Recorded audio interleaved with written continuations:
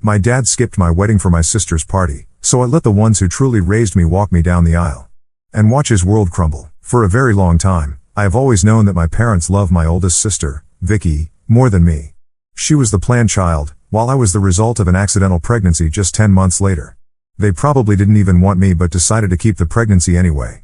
My mother's parents had passed away before I was born, but my dad's parents were very much alive, so they took on a significant role in my upbringing. Grandma and Grandpa were the constants in my life, providing the love and support that I often felt lacking from my own parents. I remember many instances when my parents would leave me behind with my grandparents and only take my sister for trips. When I was young, I didn't mind because it was fun living with my grandparents, but as I grew older, around 6 or 8 years old, I realized just how unfair this was. My problem wasn't just with my parents, it was also with my sister, Vicky. While I harbored no ill will toward Vicky, I couldn't help but feel like an unwanted addition to the family. She knew that as well and made me feel like a stranger every day in my own home. She would always compete with me for everything, be it grades, attention from our parents, or even the smallest accomplishments. It felt like a constant battle for validation, and I was always on the losing end because my parents preferred her. On one occasion, Vicky wanted to be friends with a group of girls but was afraid to approach them because she was nerdy. One of the girls and I had art classes together, so she introduced me to the rest of the group, and we all started hanging out together. Vicky was so jealous of this that she made my parents talk to me about including her whenever I was with them. I tried to resist, but my mother called me selfish, while my dad said she was my sister and I should look after her. Begrudgingly, I agreed and introduced Vicky to the rest of the girls. Vicky doesn't have many friends, so she can come off as overenthusiastic. She constantly tried to impress the girls in our group, often coming across as intrusive. Despite her efforts, she struggled to find her place among them, and the awkward tension between Vicky and the other girls was always palpable. For example, one of the girls had a crush on a guy, so Vicky took it upon herself to approach him and let him know the girl liked him. He laughed because he wasn't interested and went on to tell everyone about it, which embarrassed the girl. After this, the girls firmly told me they didn't want me to bring Vicky to our hangouts anymore, so I agreed. However, Vicky wasn't having it. She threw a tantrum when she found out the girls wanted nothing to do with her and went to our parents, insisting I shouldn't hang out with these mean girls either since I was her sister and should stand up for her. I refused and told her it was her own fault they didn't want to be friends with her. As usual, my parents supported her. They lectured me about how Vicky had no ill intentions and that I should try to convince the girls to forgive her, but if they didn't, I should cut them off too. I refused and put my foot down. I liked hanging out with those girls, and unlike Vicky, I wasn't going to jeopardize my friendships in any way. I told my parents I had had enough and that it wasn't up to me to find friends for Vicky. My parents were furious and gave me the silent treatment for weeks, but I'm glad I stuck to my guns. This group of girls has continued to be my friends to this day and is basically like my sisters. I have cried with them, laughed with them, and shared some of the most meaningful moments of my life. At the time, though, it was hard to stand firm in my decision. There were moments when doubt crept in, and I questioned whether I had made the right choice in prioritizing my own happiness over what my parents wanted. This wasn't the only reason Vicky grew to resent me. There was another incident involving a boy she had a crush on. I had no idea about her feelings for him. He and I were friends and sat together for some classes. He tried to ask me out to junior prom, but I politely declined since I was already going with someone I liked. When Vicky found out, she made a huge scene and cried about it, telling my parents I always took things she wanted and that I was knowingly flirting with a guy for months. She called me a bunch of nasty words no one should say to their sister and told my parents she wished I wasn't her sister. My mother sided with her, telling me it was wrong of me and that, as a sister, I should respect girl code. I tried explaining that I wasn't interested in the guy and had declined his invitation, so she was free to ask him if she wanted, but Vicky refused to let it go. Looking back, I think she knew the guy would have rejected her anyway, so she took her frustration out on me since he asked me instead of her. Once, my dad took me out for ice cream, saying he wanted to spend some father-daughter time with me. This never happened, so I was really pleased. However, he started asking me questions like whether my boyfriend and I were being careful, if my boyfriend came from a good family, or if we ever did drugs. I was taken aback by his line of questioning and asked what he meant. That's when my dad revealed that Vicky had been making up stories for months, telling my parents I was doing drugs and drinking alcohol with my boyfriend. This was a complete lie, and I showed my dad my phone to verify that Vicky was lying. When my dad confronted her, she tried to justify it by saying no one our age just hangs out with a guy and that I was hiding things from everyone. I was so furious that I yelled at her for creating unnecessary drama and told her it wasn't my fault she had no one to date, but she needed to keep her nose out of my business. Vicky didn't like that and punched me. It happened out of nowhere since she had never been physically violent before. My nose started bleeding as I fell to the ground, clutching my face in pain. My parents rushed me to the emergency room, pleading with me not to file a police complaint against Vicky.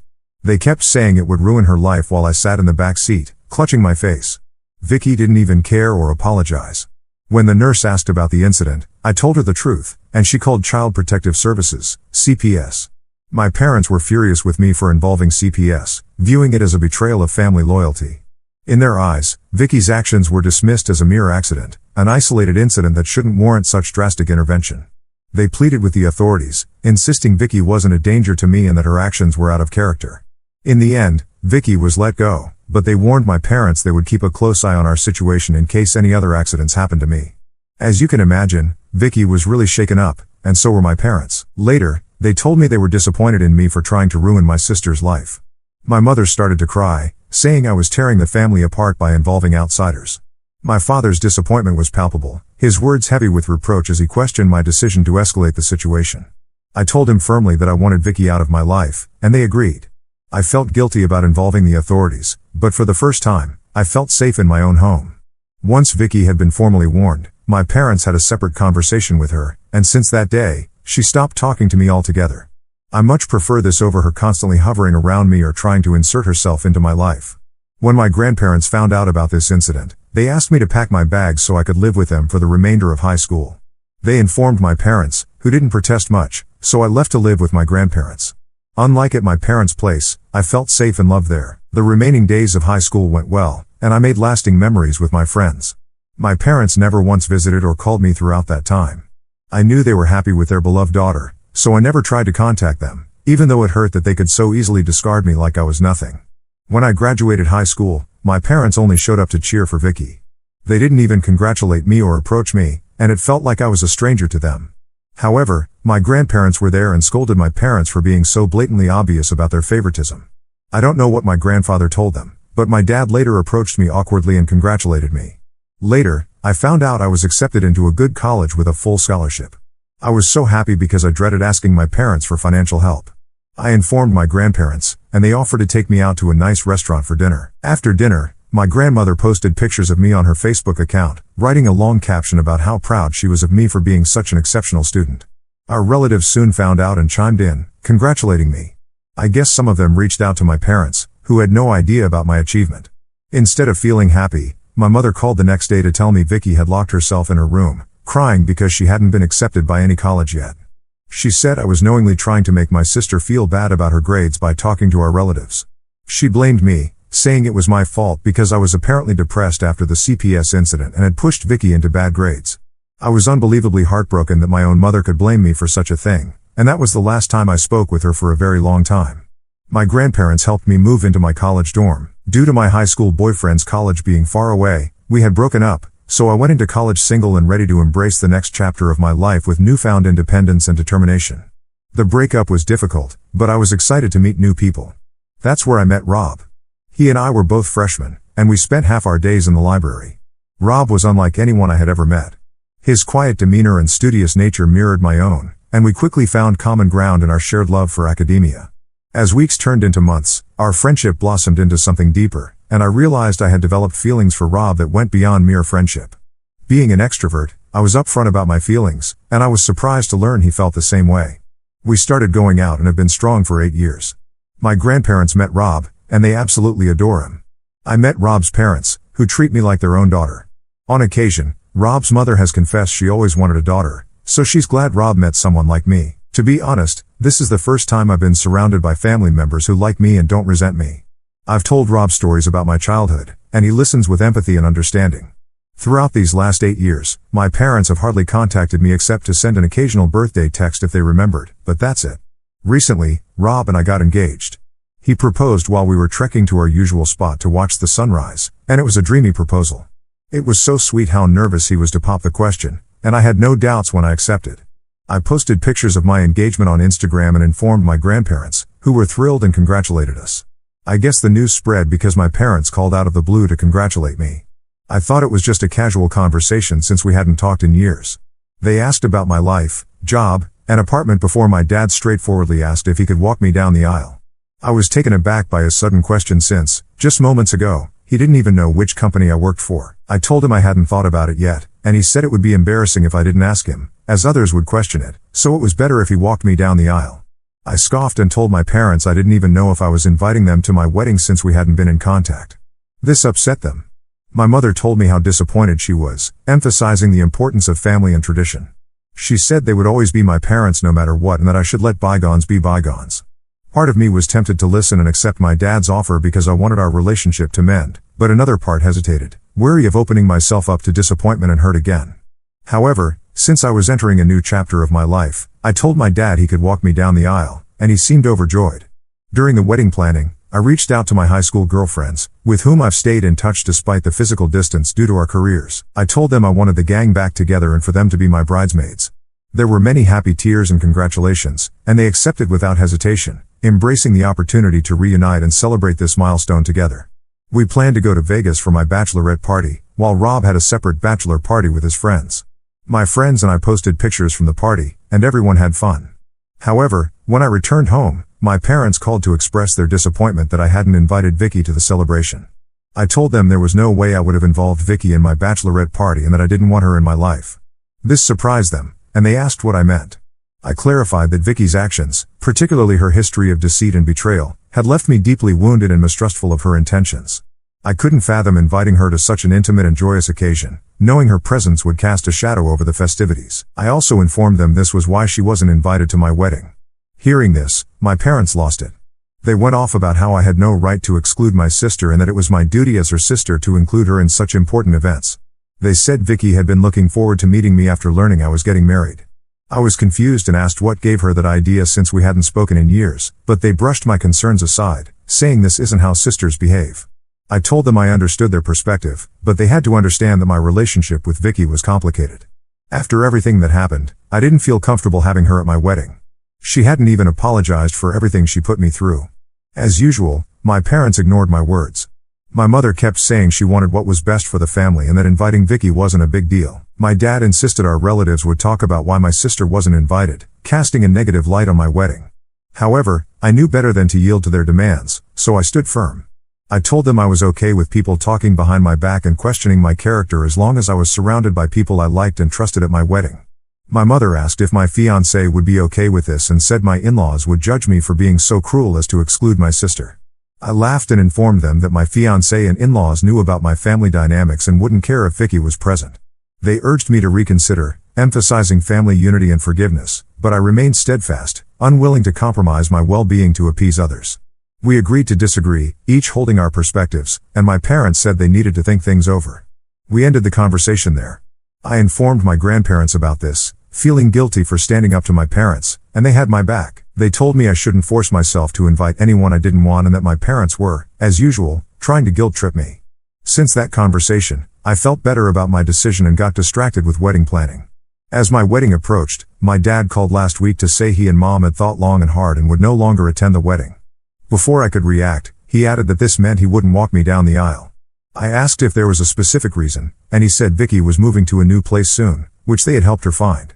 Since I was excluding her from the wedding, she decided to host a housewarming party that same day, so they would attend that instead.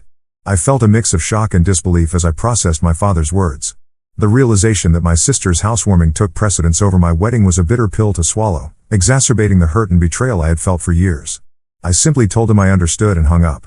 Although I tried to act brave, the pain of rejection cut deeper than words could express. When I told Rob, he was furious about how insensitive my parents could be, especially since they had insisted on being invited. He suggested I ask my grandfather, as he and grandma had been there for me more than my parents. I agreed, so I called my grandparents and asked if they would walk me down the aisle. Tears welled up in my eyes as I spoke, overcome with emotion at how much they meant to me. You and Grandpa have always been there for me, I said, my voice choked with emotion. You've been more than just grandparents, you've been like parents, and I can't imagine anyone else I'd rather have by my side on my wedding day. My grandparents didn't hesitate before saying yes. They told me how honored they would be to walk me down the aisle and, unlike my parents, they wouldn't disappoint me.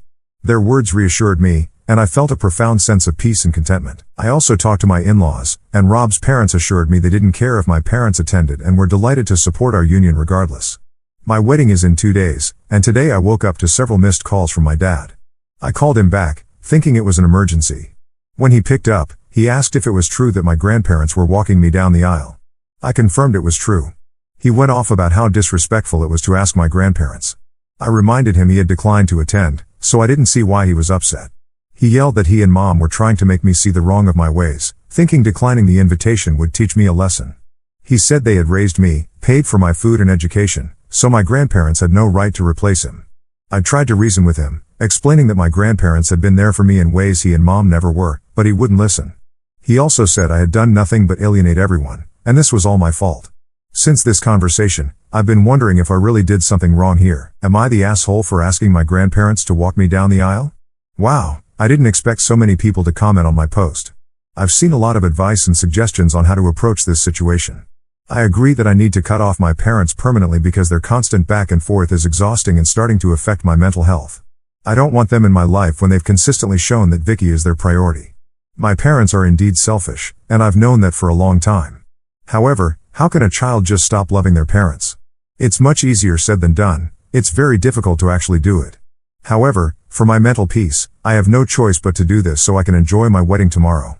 Sorry for the lack of updates this past month, but I've been quite busy since my wedding. First of all, yes, my wedding went quite well with my grandparents by my side as I walked down the aisle. Despite the absence of my parents, I felt a deep sense of joy as I exchanged vows with Rob, committing to spend the rest of our lives together.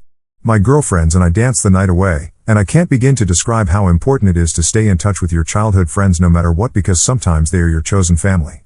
During the reception, I felt a twinge of sadness realizing my parents weren't there to share this moment, especially as I watched Rob's parents and cousins give speeches to him.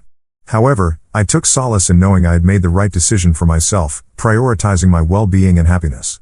Some of my girlfriends gave speeches, sharing memories of our experiences and the bond that carried us through good times and bad. In the days following the wedding, Rob and I went on our honeymoon, which his parents paid for as a wedding gift. I spent my days lazing around, enjoying myself with my husband. I feel so giddy every time I look at Rob and realize he's married to me now. As I mentioned earlier, I cut off my parents by blocking them everywhere. I didn't bother sending them an explanation because, frankly, they don't deserve one. I have no idea whether Vicky had a housewarming that day or if it was just an excuse for my parents not to attend my wedding, but at this point, I don't care. I wish nothing but the best to them and their beloved daughter. I wasn't going to update further since my last update, but something unexpected happened, and I thought you all deserved to know. I haven't checked my email in the past month because I was busy with my wedding and honeymoon, but today, as I was sorting through emails, I found one from Vicky. I don't know how she got my email address, and I was completely taken aback. I hesitated over whether to open it or delete it unread, but curiosity got the better of me, so I clicked on it. Inside was a lengthy message from Vicky expressing regret over our strained relationship and her desire to reconcile. She acknowledged the mistakes she made, admitting she had been selfish and immature. Vicky apologized for the pain she caused me over the years and expressed a genuine desire to make amends. She wrote that she feels happy for me now that I'm married and wishes me nothing but the best. She ended the email pleading that I not punish my parents by cutting them off, saying they miss me. Reading her words, I felt a mix of emotions, surprise and skepticism. Part of me wants to believe Vicky has truly changed and is sincere in her apology, willing to work toward repairing our relationship. But another part remains guarded because it seems too good to be true. Regardless of what she wrote, I know my parents don't miss me because, if they did, they wouldn't have treated me this way all these years. I thought about replying but decided against it. After all, forgiveness isn't something to be rushed, it's a process that requires time and reflection. While I'm not sure if I'm ready to forgive Vicky, I don't want to completely burn the bridge either since she's the one who apologized. To be honest, after my marriage, I no longer feel alone. I've learned to recognize that I have my loving husband, supportive friends, and the unwavering love of my grandparents. With their support, I know I can navigate whatever challenges lie ahead without needing Vicky or my parents in my life. I've also looked into it and found a good therapist with whom I've booked my first appointment. I've taken this step to address and resolve any wounds from my past and heal from them.